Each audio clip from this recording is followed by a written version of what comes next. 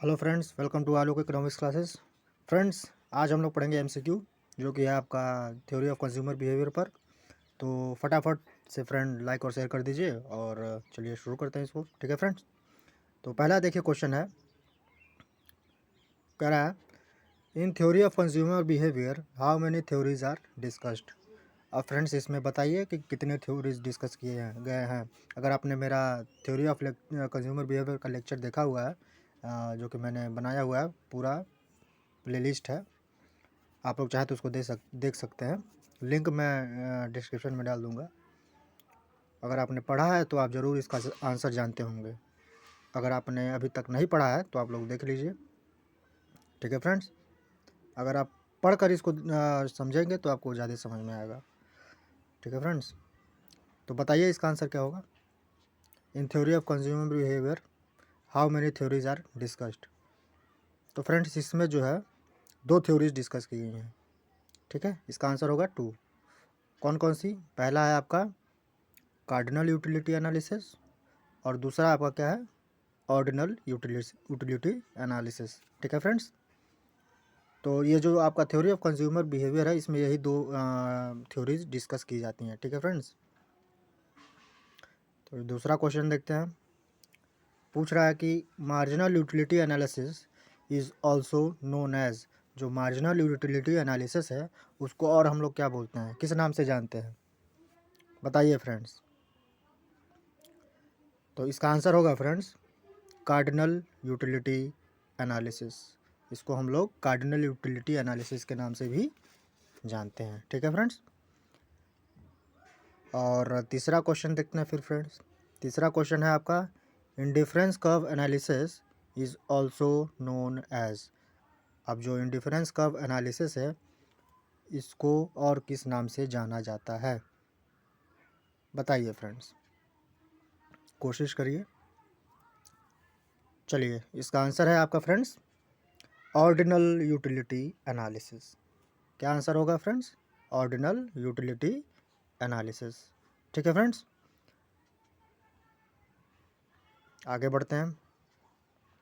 Friends ये जो MCQ है इसमें मैंने ऑप्शंस नहीं डाले हैं, लेकिन अगला जो मैं एमसीक्यू लेकर आऊँगा उसमें मैं आगे से वीडियो जो भी बनाऊँगा मैं एमसीक्यू पर, उसमें मैं एमसीक्यू के ऑप्शंस ज़रूर डालूँगा। ठीक है फ्रेंड्स, तो आगे बढ़ते हैं। चौथा है refers to want satisfying power of a commodity. क्या चीज़ रिफ़र करता है want satisfying power of a commodity का, बताइए। इसका आंसर होगा friends utility. Utility refers to want satisfying power of a commodity. ये आपका डेफिनेशन है फ्रेंड्स यूटिलिटी का। ठीक है, पांचवा क्वेश्चन देखिए। Who will maximize total utility when he allocates his income among various commodities in such a way that the marginal utility of the last rupee spent on each commodity is equal। ठीक है, इसका answer बताइए। पाँचवें का question number 5 का answer बताइए friends. कौन है जो मैक्सिमाइज करता है अपनी टोटल यूटिलिटी को जब वो इनकम को एलोकेट करता है वेरियस कमोडिटीज़ पे in such a way that the marginal utility of the last rupee spent on each commodity is equal. तो वो कौन है? वो हम ही लोग हैं फ्रेंड्स। कौन हम लोग? कंज्यूमर। ठीक है फ्रेंड्स, क्वेश्चन नंबर 6 देखते हैं। May be defined as the amount of satisfaction derived from the consumption of a commodity. ये किस चीज़ का डेफिनेशन है, बताइए। मे बी डिफाइंड किया जा सकता है कि अमाउंट ऑफ सेटिस्फेक्शन है derived from the consumption of a commodity. किसका डेफिनेशन है फ्रेंड्स? ये फ्रेंड्स आपका यूटिलिटी का डेफिनेशन है। यहाँ देखिए यूटिलिटी लिखा हुआ है, ये यूटिलिटी का ही डेफिनेशन है। ठीक है फ्रेंड्स, क्वेश्चन नंबर 7 देखें। यूटिलिटी क्या है? ये फ्रेंड्स आपके फीचर्स हैं यूटिलिटी के, जो पूछ सकता है ऐसे भी। यूटिलिटी क्या है फ्रेंड्स, बताइए। यूटिलिटी जो है आपका वो सब्जेक्टिव है। क्या है? सब्जेक्टिव। ठीक है, क्वेश्चन नंबर 8 देखिए क्या कह रहा है। यूटिलिटी इज नॉट क्या होगा आंसर? इसका आंसर होगा फ्रेंड्स मेजरेबल। यूटिलिटी को आप मेज़र नहीं कर सकते हैं, ठीक है, क्योंकि वो यूनिट वगैरह कुछ होता ही नहीं उसमें। उपयोगिता को कोई मेज़र कर सकता है? नहीं कर सकता, ठीक है।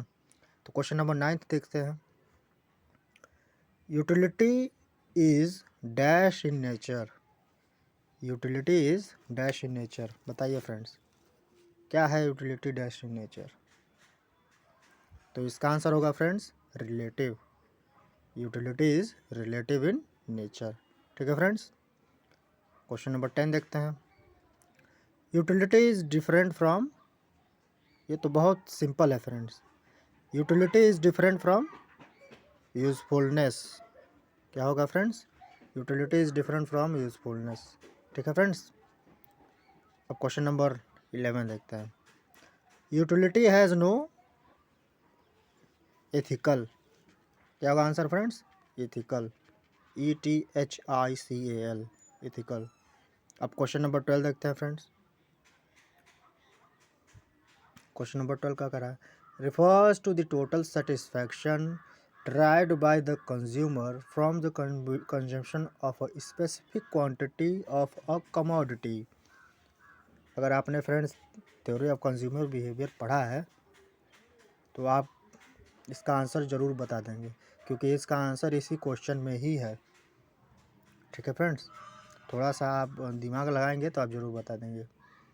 चलिए फ्रेंड्स इसका आंसर बताता हूँ। इसका आंसर है फ्रेंड्स टोटल यूटिलिटी, या TU भी बोला जाता है शॉर्ट में, ठीक है। अब क्वेश्चन नंबर 13 देखते हैं friends. refers to the additional utility derived from the consumption of an additional unit of a commodity। इसका भी आंसर फ्रेंड्स बहुत इजी है, बताइए फ्रेंड्स। इसका आंसर फ्रेंड्स क्या होगा? इसका आंसर फ्रेंड्स होगा मार्जिनल यूटिलिटी या फिर MU, ठीक है फ्रेंड्स। क्वेश्चन नंबर 14 देखते हैं। What is the formula for marginal utility? Marginal utility का फार्मूला बताइए फ्रेंड्स। ऑप्शन तो दिए रहेंगे लेकिन अब बताइए मार्जिनल यूटिलिटी का फार्मूला क्या होता है। ये सारे बहुत बेसिक हैं फ्रेंड्स। अगर आप आगे परस्यू करेंगे इकोनॉमिक्स तो ये आपको सब याद रहने चाहिए। बताइए friends what is the formula for marginal utility? तो मार्जिनल यूटिलिटी का फार्मूला क्या होगा फ्रेंड्स? वो देखिए MU NTH, ठीक है, is equal to TU N minus TU N minus 1, TU N-1, इस तरह से फ्रेंड्स आपका हो जाएगा, ठीक है। तो ये आपका क्वेश्चन नंबर 14, ठीक है, मार्जिनल यूटिलिटी का फार्मूला। अब यहाँ देखिए फ्रेंड्स पूछ रहा है टोटल यूटिलिटी का formula. What will be the formula for total utility? या फिर आपका फार्मूला आपका MCQ अगर है तो उसमें MCQ में फार्मूला ही दे देगा और पूछेगा बताइए कि इसका फार्मूला है, या फिर फार्मूला या फिर पूछेगा कि टोटल यूटिलिटी का फार्मूला बताइए। अपोजिट कर सकता है, वैसे वर्सा, ठीक है फ्रेंड्स, कुछ भी कर सकता है, तो आपको तैयार रहना है। तो बताइए फ्रेंड्स इसका आंसर क्वेश्चन नंबर 15 का टोटल यूटिलिटी का फार्मूला। तो टोटल यूटिलिटी का फार्मूला क्या होगा फ्रेंड्स? वो देख लीजिए। TU is equal to MU। TU friends आपका टोटल यूटिलिटी, MU आपका मार्जिनल यूटिलिटी।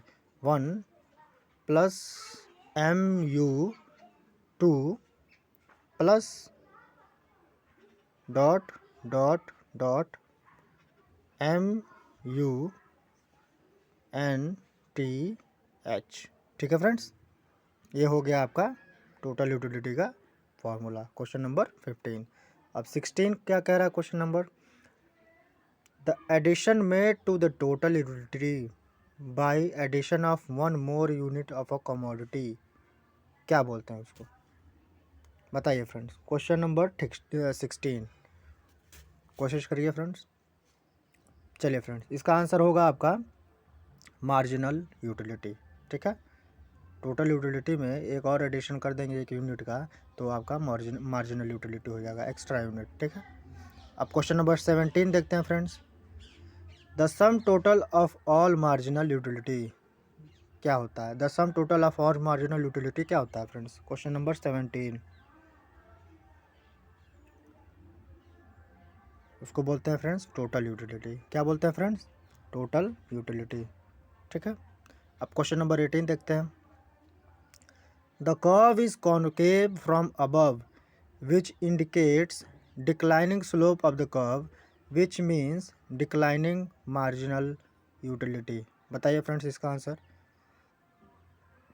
क्वेश्चन नंबर 18 का। तो इसका भी आंसर आपका फ्रेंड्स होगा टोटल यूटिलिटी। क्या होगा आंसर?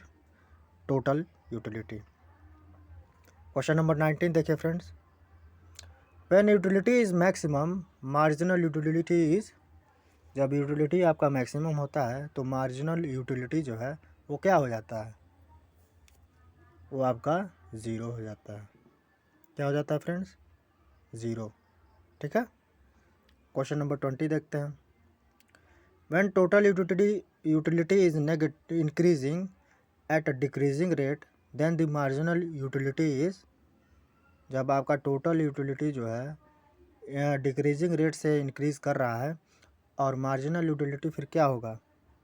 क्वेश्चन नंबर 20 का आंसर बताइए। इसका आंसर होगा friends decreasing but is positive. ठीक है, डिक्रीजिंग है लेकिन वो पॉजिटिव है।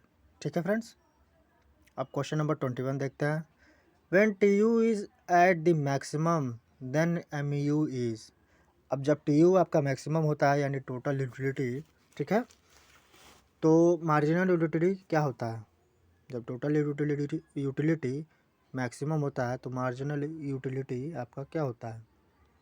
ज़ीरो होता है। क्या होता है? ज़ीरो। ठीक है फ्रेंड्स, अब क्वेश्चन नंबर 22 देखते हैं। When T U is decreasing then M U is, अब बताइए, अब यहाँ पर मैक्सिमम था, यहाँ पे डिक्रीजिंग हो गया। बताइए फ्रेंड्स क्वेश्चन नंबर 22, तो यहाँ पर हो जाएगा आपका नेगेटिव।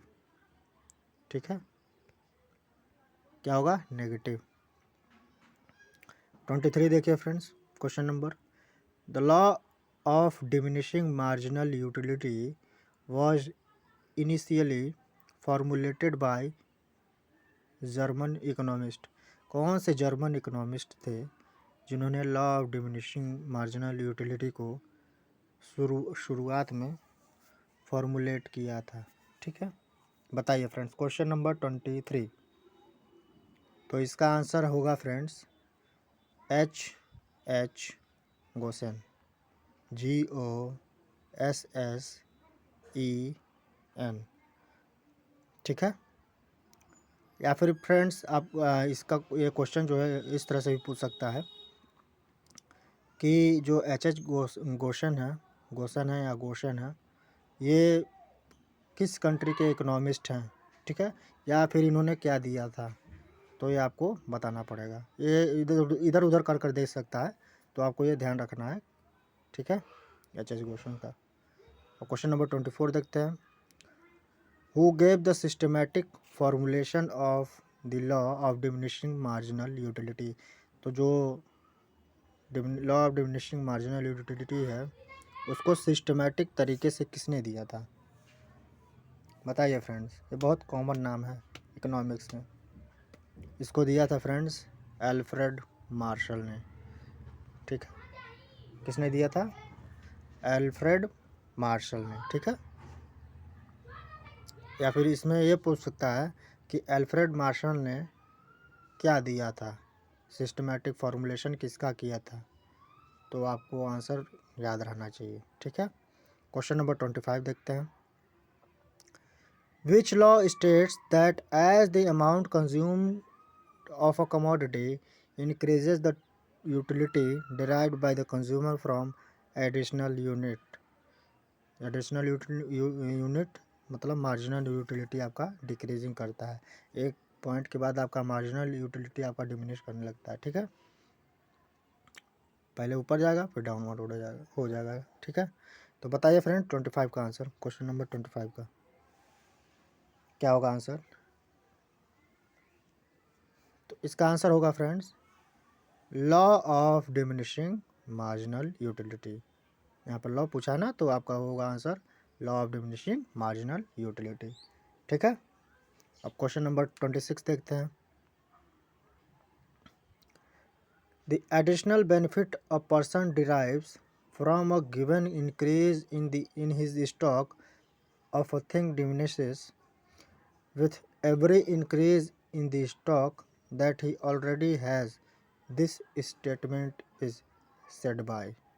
ये जो स्टेटमेंट है ये किसने दिया है बताइए फ्रेंड्स। इसका आंसर मैं पहले दे चुका हूँ, आंसर नहीं दे चुका हूँ, लेकिन फ्रेंड्स आपको अगर आप थोड़ा सा आप दिमाग लगाएंगे तो आपको आंसर पता चल जाएगा।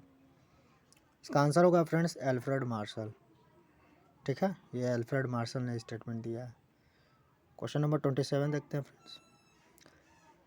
अ consumer will be in equilibrium when he spends his given income on the purchase of different goods and services so as to maximise his. क्या मैक्सिमाइज करने के लिए friends different goods and services पे देता है बताइए friends. Question number 27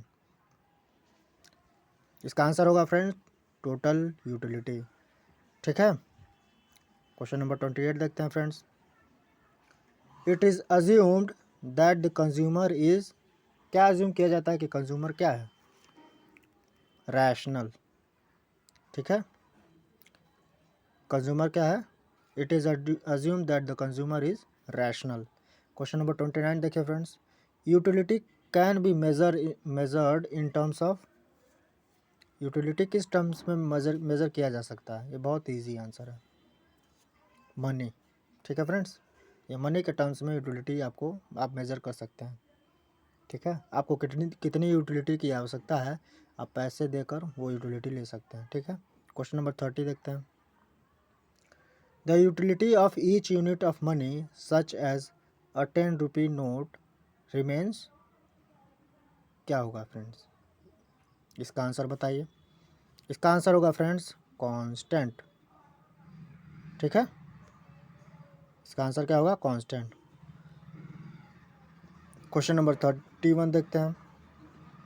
which consumer will be in equilibrium when he purchases that much quantity of the commodity where the marginal utility of the commodity equals its price। बताइए friends इसका answer. Question number 31 बताइए इसका answer क्या होगा friends. इसका answer होगा अ utility maximising, ठीक है। A utility maximizing consumer will be in equilibrium when he purchases that much quantity of the commodity where the marginal utility of the consumer of the commodity equals its price, ठीक है। तो इसका होगा answer a utility maximizing, ठीक है। Question number 32 symbolically consumers equilibrium is attained when। Symbolically अगर देखा जाए तो कंज्यूमर्स का जो इक्विलिब्रियम है वो कब अटेंड किया जा सकता है। क्वेश्चन नंबर 32 का आंसर बताइए फ्रेंड्स। इसका आंसर होगा फ्रेंड्स कब होगा जब MU(x) is equal to PX, marginal utility of X is equal to price of X, ठीक है।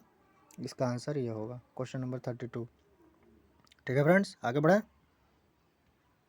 फ्रेंड्स, आप लोग सब्सक्राइब जरूर करिए चैनल को और शेयर भी कर दीजिए और लाइक का बटन जरूर दबा दीजिएगा, ठीक है फ्रेंड्स। और फ्रेंड्स अगर आपका कोई भी डाउट है इस लेक्चर में या पिछले जितने भी सारे लेक्चर्स हैं मेरे, उस किसी भी टॉपिक में किसी भी वीडियो में अगर आपको कोई भी डाउट है तो आप मुझे बता सकते हैं। आप कमेंट बॉक्स में भी बता सकते हैं और टेलीग्राम और इंस्टाग्राम पर भी बता सकते हैं, ठीक है फ्रेंड्स। और फ्रेंड्स इस लेक्चर का आपको नोट्स कहाँ पर मिलेगा, टेलीग्राम पर मिलेगा, ठीक है फ्रेंड्स। बिल्कुल फ्री ऑफ कॉस्ट में, उसके लिए आपको कोई भी पेमेंट देने की ज़रूरत नहीं है, ठीक है फ्रेंड्स।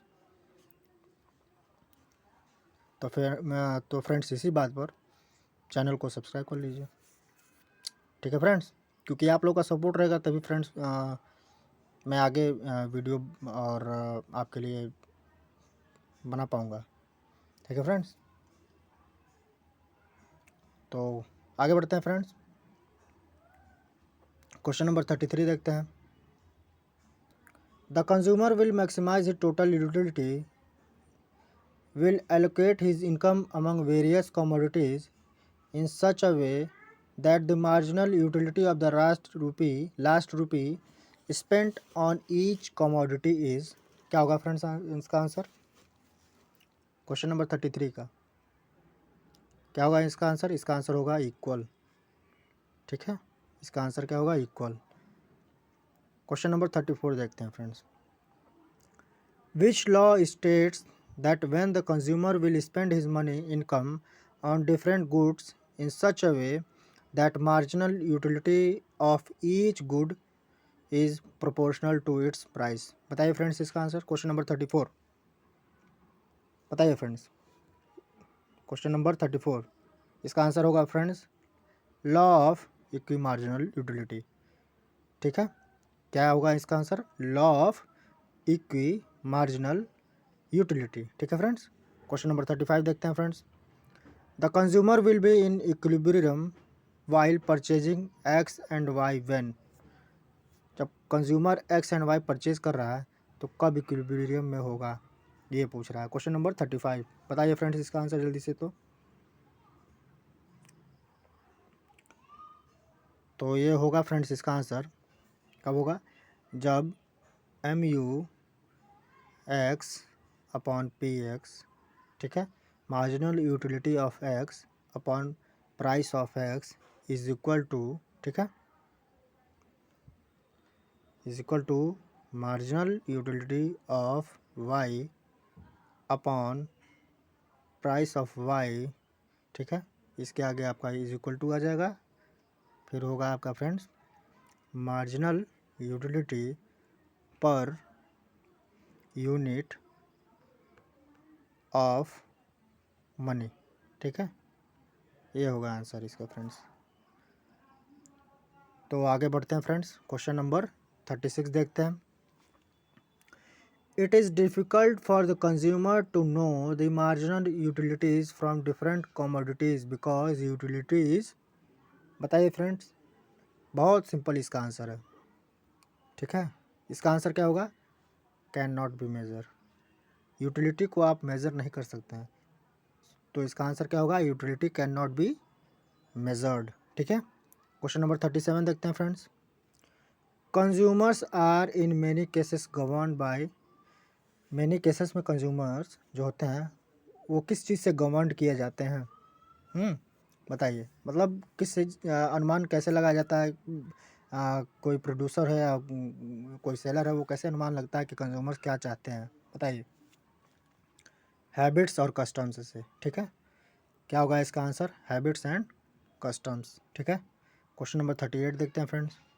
द इंडिफरेंस कर्व या IC curve approach was originally developed by an, बताइए फ्रेंड्स। ओरिजिनली डेवलप किसने किया था आईसी कर्व को? क्वेश्चन नंबर 38 इटालियन इकोनॉमिस्ट थे, उनका नाम था परेटो, ठीक है। तो इसका आंसर होगा Italian economist Pareto, PARETO, Pareto, ठीक है फ्रेंड्स। क्वेश्चन नंबर 39 देखते हैं। द इंडिफरेंस कर्व अप्रोच या IC approach was fully developed by, तो आईसी कर्व अप्रोच को किसने फुली डेवलप किया था, ठीक है।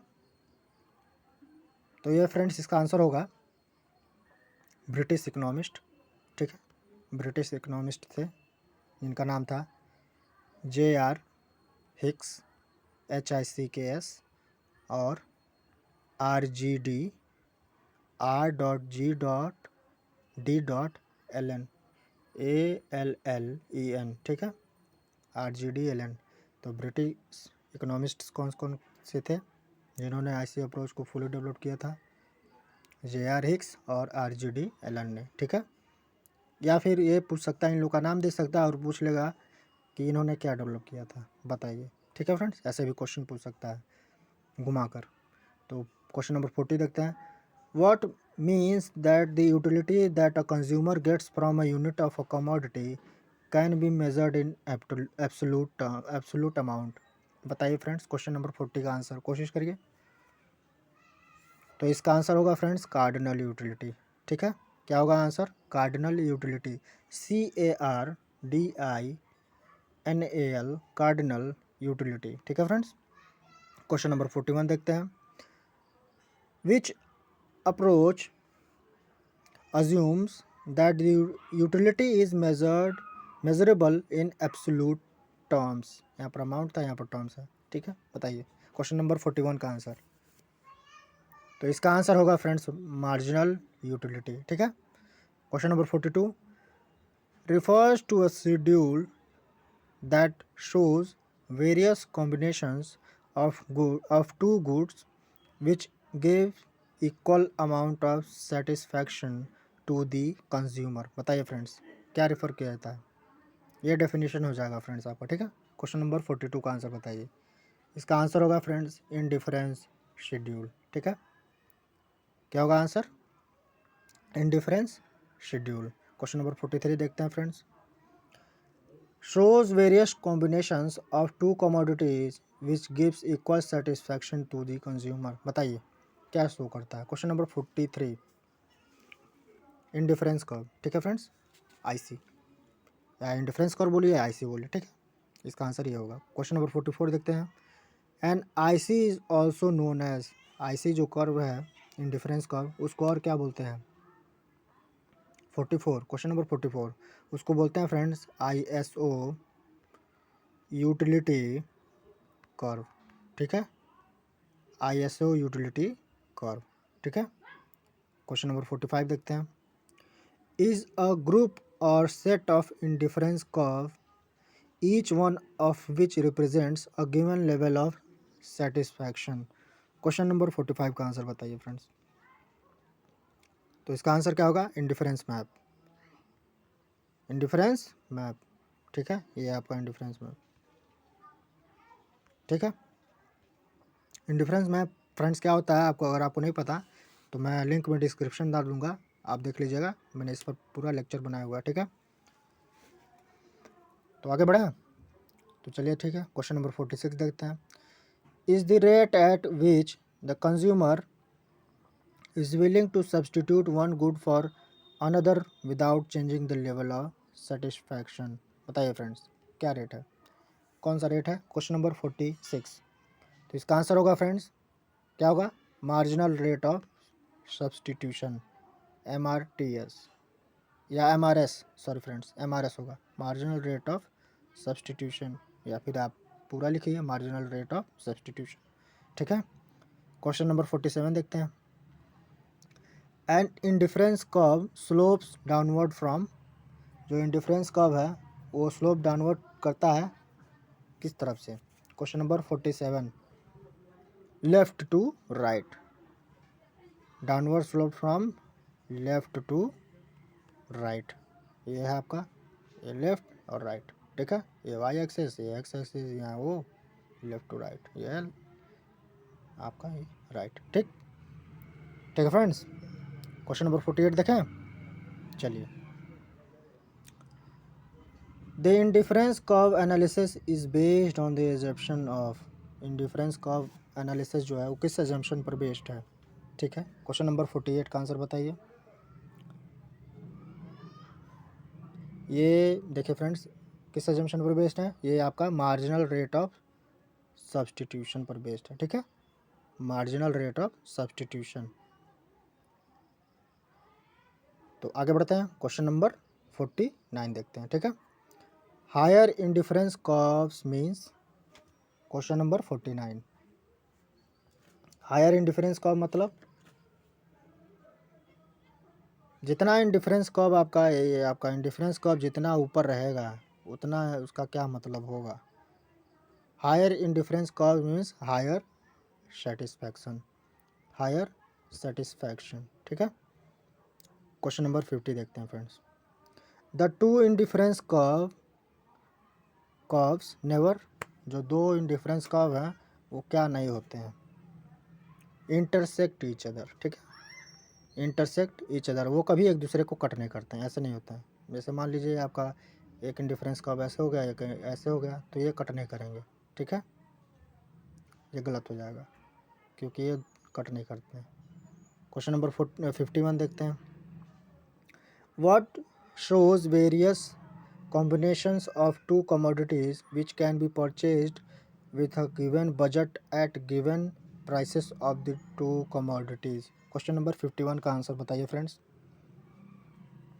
क्या होगा इसका आंसर? अ बजट लाइन, ठीक है, जो बजट लाइन है वो शो करता है various combination of two commodities which can be purchased with a given budget at given prices of the two commodities, ठीक है। Question number 52,